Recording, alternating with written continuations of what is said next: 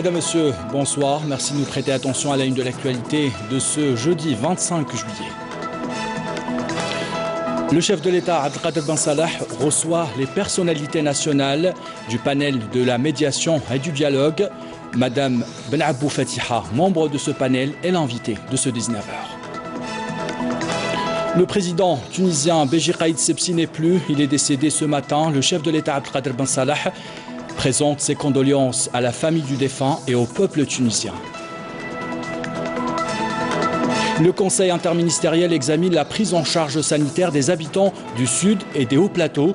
Dans ce journal, un reportage sur le fonctionnement de l'unité de santé de Bouch-Pajil-Mortar. Et nous vous emmenons à l'ouest du pays à la fin de ce journal découvrir la zone humide d'El Marta dans la wilaya de Mostaganem. De belles images à découvrir.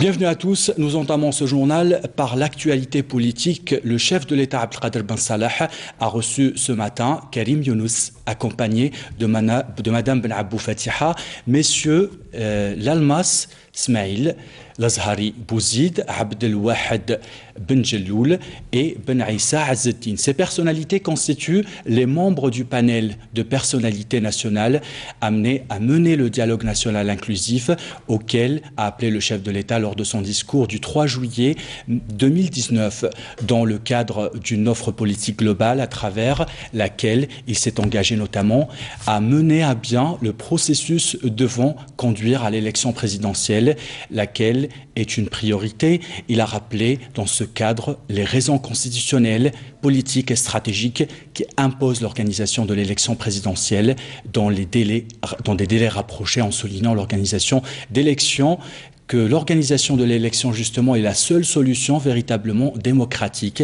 au dépassement de la situation actuelle. Et c'est félicité que nombreux plutôt sont ceux qui souscrivent justement désormais à cette démarche de dialogue.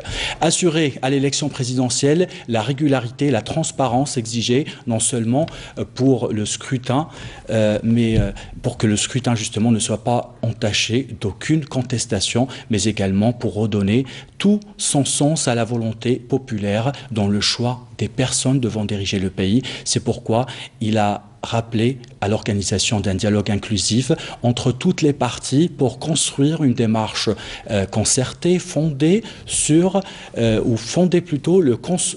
consensus le plus large possible.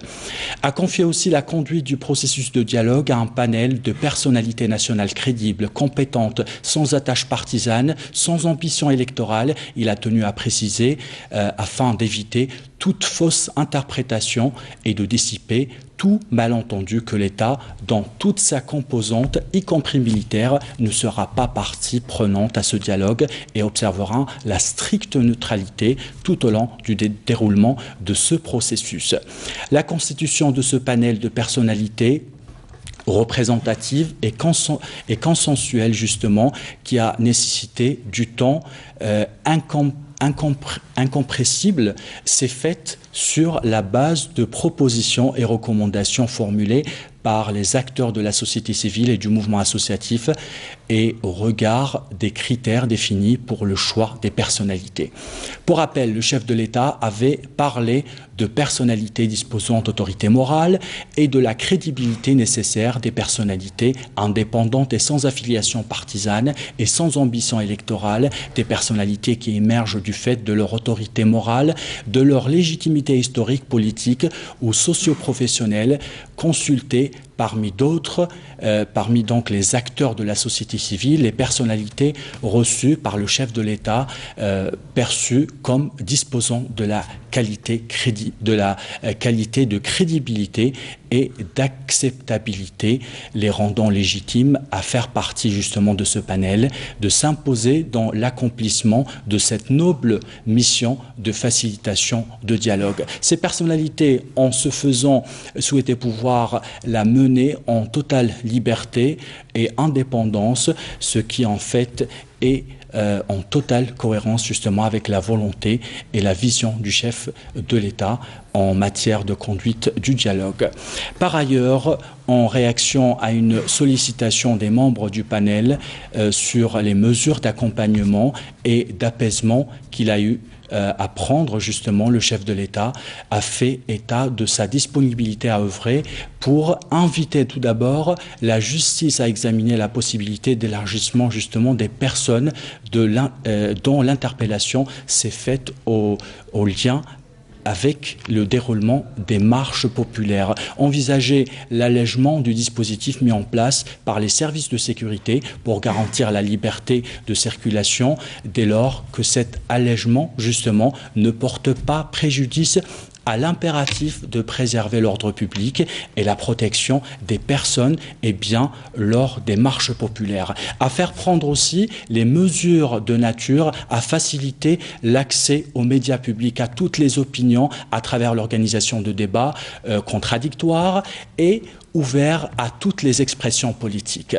Les membres du panel ont également évoqué d'autres préoccupations soulevées au niveau de la scène politique, lesquelles ont recueilli l'intérêt du chef de l'État qui s'est engagé à les prendre en charge conformément aux dispositions de la Constitution et aux lois de la République. Le panel ainsi constitué entamera immédiatement sa mission avec le soutien technique et logistique de l'État qui mettra à sa disposition tous les moyens qui lui sont nécessaires pour mener à bien le processus de dialogue, tout en remerciant bien sûr les personnalités qui ont accepté cette charge et cette mission. Le chef de l'État a tenu à rappeler que l'objectif central du dialogue est de contribuer à réunir les conditions nécessaires à l'organisation du prochain scrutin présidentiel dans une transparence totale et une régularité sans faille.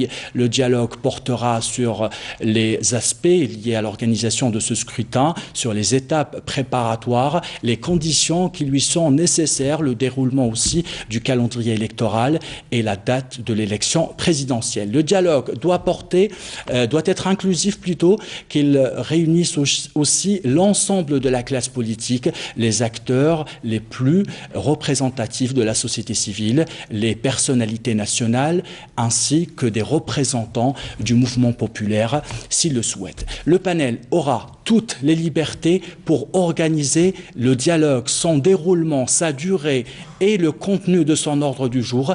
Il pourra arrêter en concertation avec les participants au dialogue, les membres et les mesures plutôt, l'ordre du jour législatif, réglementaire et organisationnel nécessaire à l'élection présidentielle. Le panel aura toute la latitude pour l'élaboration des résultats et recommandations finales sur les questions ayant fait l'objet d'un consensus à condition qu'elles s'inscrivent dans le cadre de l'objet ou l'objet plutôt d'un dialogue.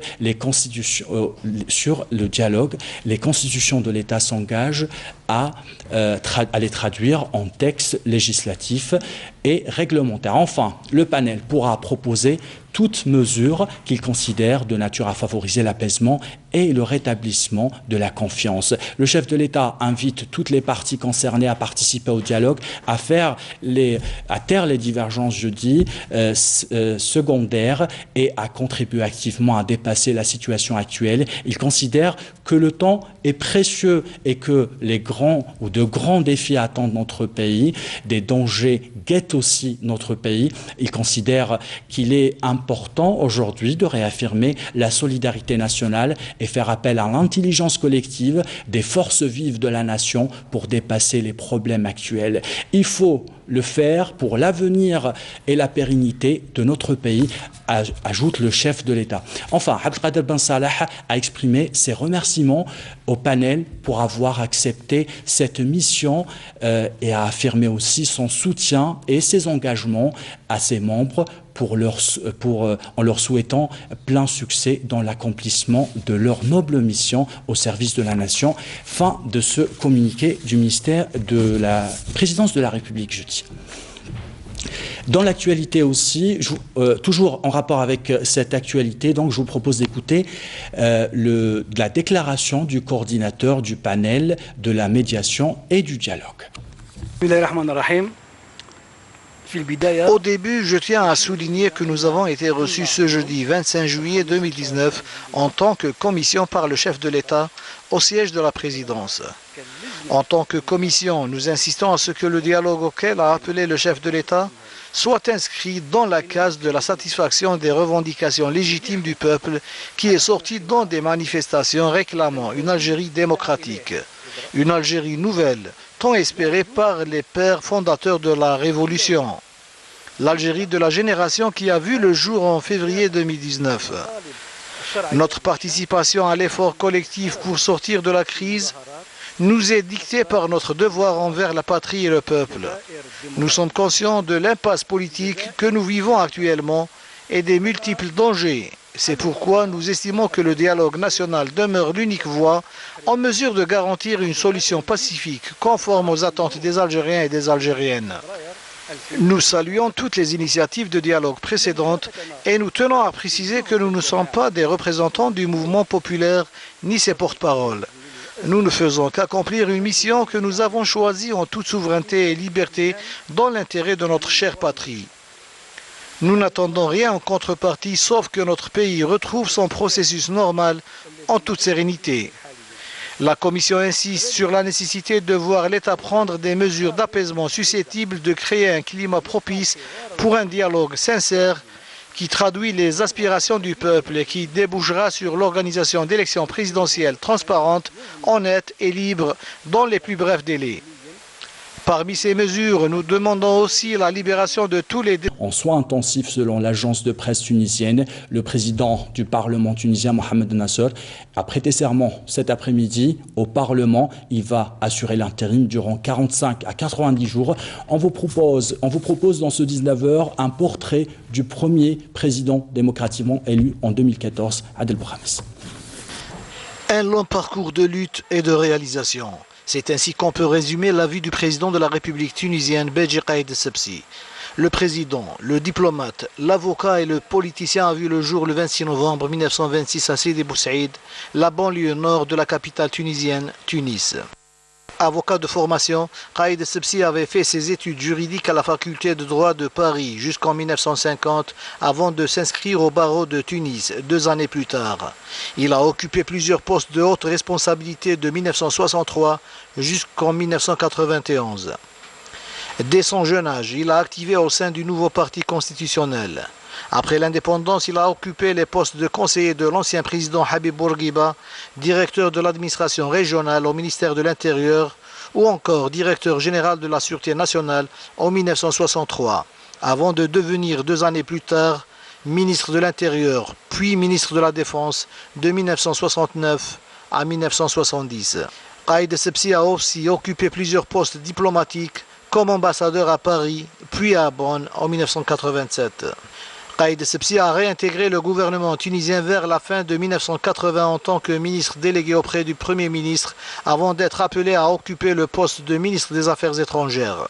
Élu membre du Parlement tunisien en 1989, il devient président de cette même instance quelque temps après, avant de reprendre son activité comme avocat. En février 2011, il a été rappelé aux affaires comme chef du gouvernement de transition qui a vu le jour après les événements de janvier 2011. Il a fondé en juin 2012 son propre parti, le mouvement de Nida Tounes, celui-là même qui remporta 86 sièges à l'Assemblée des représentants du peuple aux élections législatives du 26 octobre 2014. Le 22 décembre de la même année, Béji Caïd Essebsi a été officiellement proclamé vainqueur du second tour de l'élection présidentielle. Béji Caïd Essebsi a milité pour le maintien des relations historiques entre l'Algérie et la Tunisie à leur plus haut niveau dans le cadre de la préservation de l'histoire et du destin commun des deux pays frères et voisins, de façon à répondre aux aspirations des deux peuples. Conformément au décret présidentiel du 24 juillet 2019, le général de corps d'armée Ahmed Gaïd Salah, vice-ministre de la Défense nationale, chef d'état-major de l'armée nationale populaire, a présidé aujourd'hui la cérémonie de passation de pouvoir et d'installation du général Abderrahmane Arar dans les fonctions de commandant de la gendarmerie nationale en succession du général Ghali Belqsir.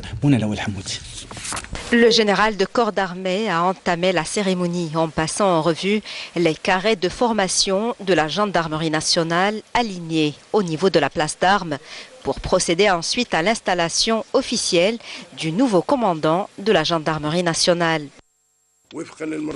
Conformément au décret présidentiel du 24 juillet 2019, j'installe officiellement le général Abdelrahman Arar dans les fonctions de commandant de la gendarmerie nationale en succession au général Ghalib El-Qsir. Le général de corps d'armée a remis par la suite l'emblème national au nouveau commandant de la gendarmerie nationale. Après avoir présidé la cérémonie de passation de pouvoir, le général de corps d'armée a tenu une rencontre avec le commandement et les cadres de la gendarmerie nationale où il a prononcé une allocution à travers laquelle il a mis l'accent sur l'importance que confère le haut commandement de l'armée nationale populaire au corps de la gendarmerie nationale étant l'une des composantes intrinsèques de l'armée nationale populaire et ce conformément aux missions vitales assignées à ce corps important qui constitue un trait d'union et un outil de contact avec le peuple.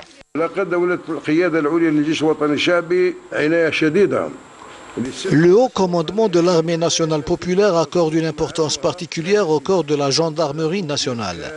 Une importance dont les points essentiels s'articulent sur la mise à disposition de tous les facteurs lui permettant de réaliser un développement permanent et une parfaite harmonie avec la sensibilité et la spécificité de ses missions. Ce qui concorde avec notre forte volonté à faire de ce corps important l'un des principaux piliers de la sécurité et de la stabilité dans notre pays.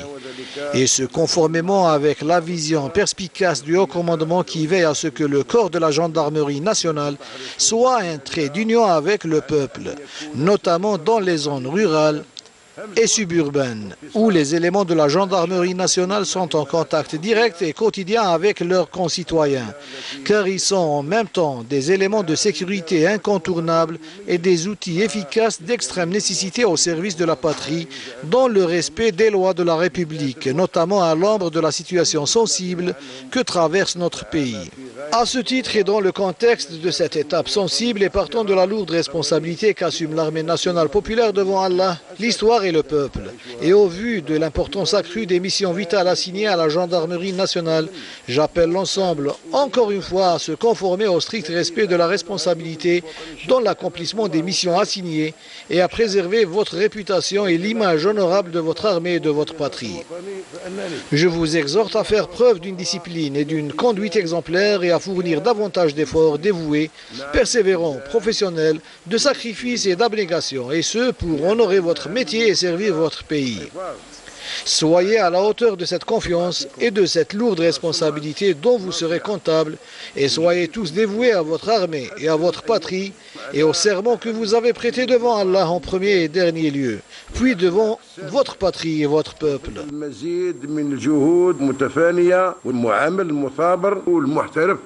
Par la suite, la parole a été donnée aux cadres et personnels de la gendarmerie nationale qui ont réaffirmé leur immuable engagement pour accomplir leur mission au service de leur patrie et leurs concitoyens. Le secteur de la santé dans le sud du pays, un dossier qui a été au cœur des discussions lors de la réunion interministérielle présidée hier par le Premier ministre Nourdine Bedoui. 4 exposés ont été présentés autour du renforcement de la prise en charge médicale des citoyens du sud et des hauts plateaux. Il a été notamment décidé de lever le gel sur tous les projets enregistrés dans le secteur de la santé, ainsi que l'adoption de mesures incitatives au profit de tous les médecins spécialistes pour exercer dans le sud justement. Le point avec Karim Haïfa. Tout d'abord, un exposé sur le renforcement de la prise en charge sanitaire des citoyens du Sud et des Hauts Plateaux a été présenté par le ministre de la Santé avec une série de propositions opérationnelles pour combler les lacunes enregistrées. À ce sujet, le gouvernement a adopté des mesures en faveur de l'amélioration de la prise en charge des citoyens du sud du pays, notamment celles concernant le renforcement des structures de santé, avec entre autres la levée du gel sur tous les projets enregistrés dans le secteur de la santé au niveau des wilayas du sud et des Hauts Plateaux. La réalisation d'établissements de santé de proximité et ceux spécialisés d'une capacité de 60 lits, l'accélération de la création d'annexes pour la pharmacie centrale des hôpitaux dans les zones enclavées à l'extrême sud, la mise en place d'un observatoire régional de santé dans la wilaya de Tamnaraset spécialisé dans la médecine tropicale et la création d'un institut de formation en paramédical et des annexes y relevant pour couvrir les besoins des wilayas du sud. En matière d'amélioration de la prise en charge des médecins exerçant au Sud, l'adoption d'un nouveau régime incitatif au profit de tous les médecins spécialistes exerçant au niveau des wilayas du Sud, notamment à travers une nette revalorisation de l'actuel régime indemnitaire. La revalorisation de la prime du service civil au profit des médecins résidents exerçant dans les wilayas du Sud et des Hauts-Plateaux, ainsi que la mise en place d'un régime incitatif, notamment l'obtention de l'immobilier, l'exonération des taxes et des impôts au profit des médecins privés, des pharmaciens et d'autres professions de la santé désirant exercer leurs activités au Sud.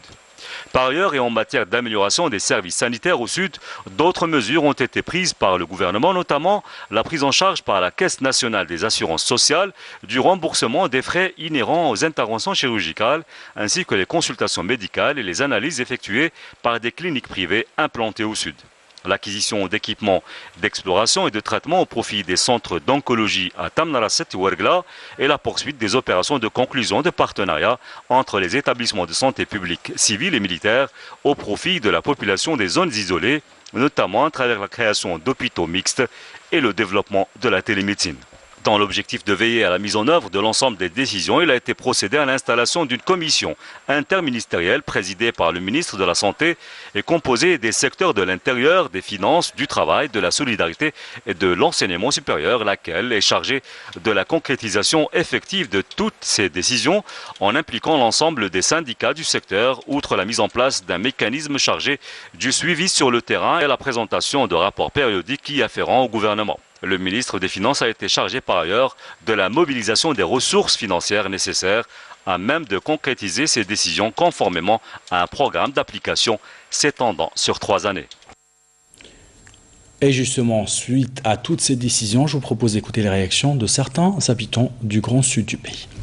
احنا نثمنوا الإجراءات المتخذة في إطار رفع التجميد عن المشاريع في قطاع الصحة، وكذلك فيما يخص الأطباء الأخصائيين اللي ناقصين بزاف هنا في الجنوب. مرتاحين لقرارات الحكومة عامة، لا سيما القرارات تشترك فيها مواطنين، خاصة قطاع التربية وقطاع الصحة، لأنه المجمعات السكنية بلا هذه القطاعات تبرو في المواطنين، تبرو في فراغ بدون تكفل ومرافقة. والله الصحراء كما تعرفوا راها يعني في أمس الحاجة للمختصين، يعني من زمان الناس تشتكي العمليات الجراحية دائما يروحوا للشمال، فنتمنى ان شاء الله تكون هذه يفعل خير على المنطقة، وان شاء الله يعني نتفائلوا خير.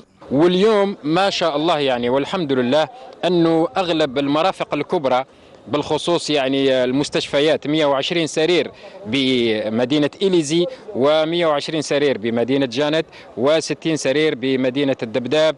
هذا راه شرف عظيم أنه يعني رفعوا عليهم التجميد، وفي امتيازات عظيمة كذلك للأطباء. وكذا تدعيم الأدوية لفتح صيدلية تابعة للصيدلية المركزية للجزائر، وفتح معاهد للشبه الطبي. هذه الأمور احنا نتمنوهم بشدة التتمين، لأن المناطق الجنوبية تشدها من الجنوب الغربي إلى الجنوب الشرقي، احنا واش كان ناقصنا الهياكل القاعدية نتاع الصحة. فيما يخص رفع التجميد على فيما يخص قطاع الصحة في الجنوب والهضاب العليا، احنا في الهضاب العليا كنا نعانوا في نقص الاطباء الاخصائيين، خاصه في منطقه النعامه منا وضواحي النعامه. احنا في الطب ناقصين شويه، مرتبطين بتلمسان بزاف، وعندنا المستشفى هنا النعامه باراميديكا راه موقف، راه فيها واحد 3 سنوات ل 4 سنوات راه واجدوا كل شيء، وكانوا موقفينها في الفتره الاخيره. نتمنوا باش يفتحوه لنا.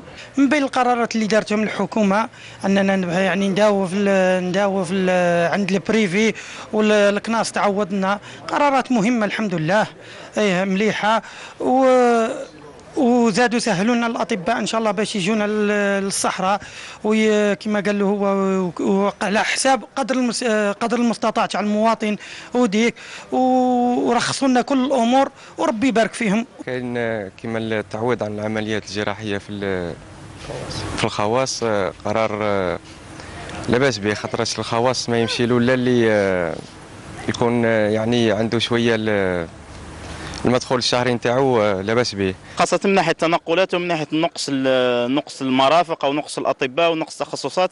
يعني نشكر كثير الحكومة على هذه المبادرة ونتمنى أن تكون تجسيد نتاع في أرض الواقع في أسرع وقت إن شاء الله. On revient dans ce journal sur la réunion interministérielle présidée hier par le Premier ministre Nourdine Bedoui. Le gouvernement s'est également penché sur les projets de la mise en œuvre du référentiel national d'apprentissage. Un exposé a été présenté par le ministre de l'Intérieur. Le point avec Karim Haïfa.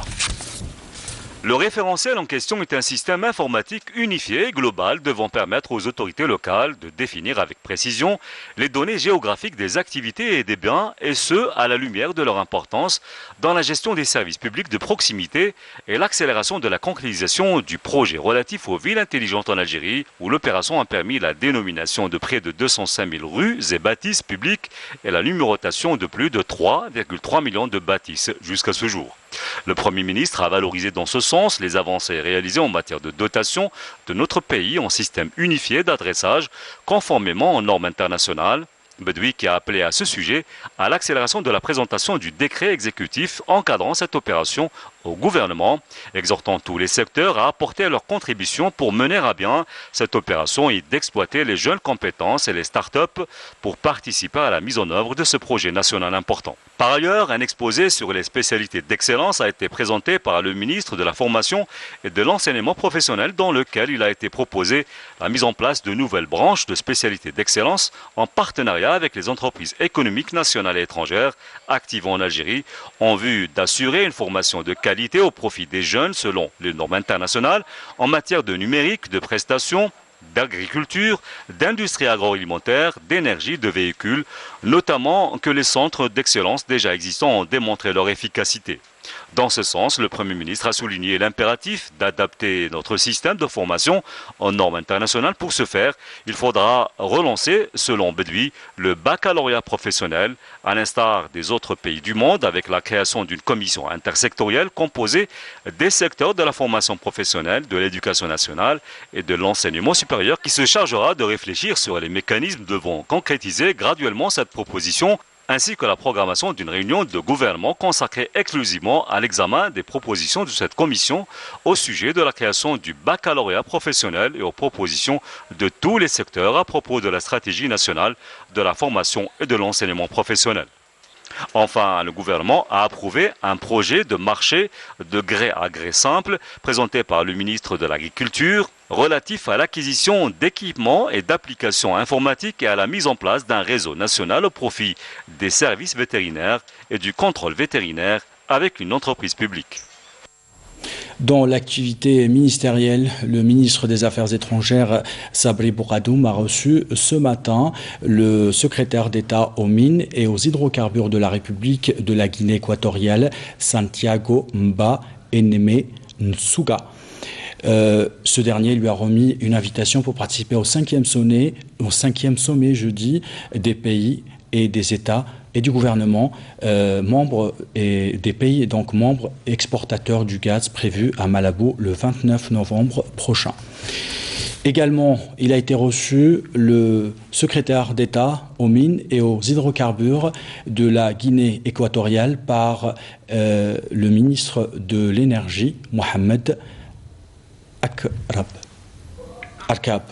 Mohamed Arkab, donc, qui a reçu le ministre secrétaire d'État de la Guinée équatoriale. Dans l'actualité également de ce jeudi, 248 camions multifonctions ont été livrés ce matin à Rouiba. Ces camions fabriqués en Algérie sont destinés au transport des troupes, transport routier, au profit de la direction centrale du matériel du ministère de la Défense nationale et d'entreprises économiques, civiles et publiques et privées, justement. Le commentaire est signé Jazia Bayou. Cette nouvelle livraison démontre la capacité des entreprises de production mécanique relevant de l'armée nationale populaire à satisfaire dans les délais les besoins exprimés par ses clients, à la lumière de la stratégie adoptée par le ministère de la Défense nationale avec les différentes structures et entreprises concernées, visant à relancer et redynamiser l'industrie nationale avec des produits de haute qualité et aux normes internationales. نخدموا مع 3 أو 4 متعاملين. Nous travaillons avec 3 ou 4 opérateurs algériens afin d'intégrer ces multiples infrastructures. Et d'ici 1 à 2 ans, nous atteindrons un taux d'intégration de 80%. Cette année, nous tablons sur une production de plus de 4000 camions.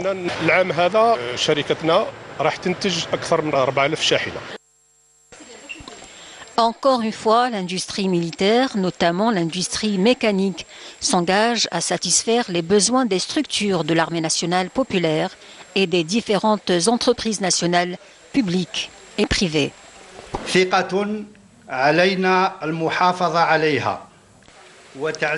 C'est une confiance que nous devons préserver et renforcer en unissant nos forces et en multipliant nos efforts afin de satisfaire toutes les demandes du marché privé. Nous aspirons également à ouvrir d'autres filières locales renforcées par un réseau de distributeurs agréés. Et en marge de la cérémonie de livraison des engins, de nouveaux camions de différents modèles ont été exposés. Une visite sur le terrain a été effectuée au cœur de la société SPA Ruiba, Société nationale de production de camions multifonctions.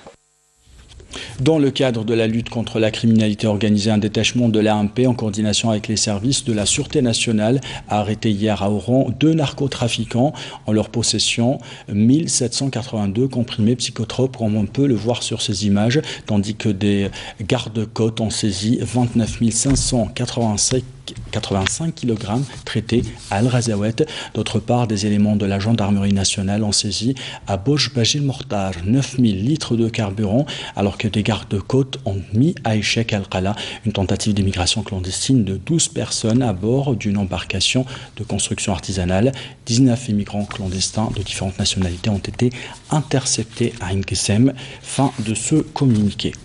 La Sûreté nationale célèbre son 57e anniversaire de la fondation de la police algérienne. À cette occasion, plusieurs activités ont été organisées et de nombreux employés du corps de la police nationale ont été donc honorés du centre du pays. On termine ce journal avec une information sportive, une bonne information. L'Algérie championne d'Afrique 2019 s'est hissée à la 40e position. Elle gagne ainsi 28 places lors de l'édition de juillet du classement mondial de la Fédération internationale de football publié. L'information a été publiée donc aujourd'hui.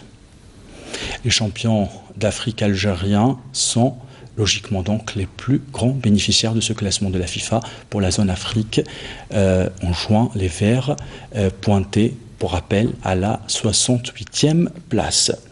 C'est avec cette information que nous arrivons à la fin de ce journal. L'équipe de la rédaction qui l'a préparé vous remercie de l'avoir suivi. En bas de votre écran, les adresses internet pour le replay de nos programmes. J'aurai le plaisir de vous retrouver demain à midi. Belle soirée à tous.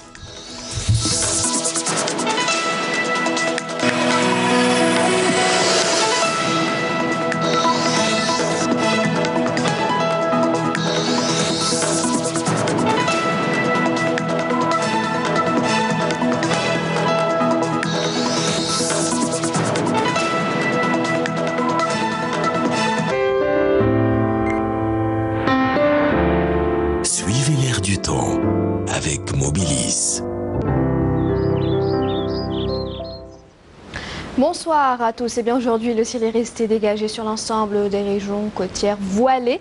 Sur les régions intérieures et les Aurès, avec un petit peu de pluie en journée, des pluies un peu plus marquées vers l'extrême sud, le Hogar et le Tassili, du soleil sur les oasis ou encore le Sahara central. Le temps pour demain, on notera de la brume en début de matinée sur l'ensemble des régions côtières et puis le ciel restera toujours dégagé, voilé sur les régions intérieures avec un petit peu de pluie, quelques orages également, un petit peu de pluie vers le nord Sahara, la Saoura, le sud-ouest un peu plus marqué toujours vers l'extrême sud, le Hogar et le Tassili. Les températures de ce soir et pour demain matin, eh bien, elles varieront près des côtes entre 20 et 22 degrés. On notera jusqu'à 23 degrés à Guelma, 22 degrés à Sétif, 21 degrés du côté de Batna, 29 Gardaya Hassim Saoud, 28 degrés à Ilizi et enfin 32 degrés, ce sera la maximale à Tindouf. Les températures de demain après-midi, eh bien, elles restent toujours en hausse sur les régions intérieures avec 41 degrés à Guelma, Tizi Ouzou, 33 degrés à Alger, 38 38 à Tiaret, 40 à Gardaya, 41 degrés à Gardaya, 43 degrés du côté de Hassim Saoud, Ilizi, 37 Tanaraset, Janet et en fait 46 degrés, ce sera la maximale à Adrar. On passe tout de suite à l'Europe pour demain et bien on aura un petit peu de fraîcheur, un petit peu de pluie également.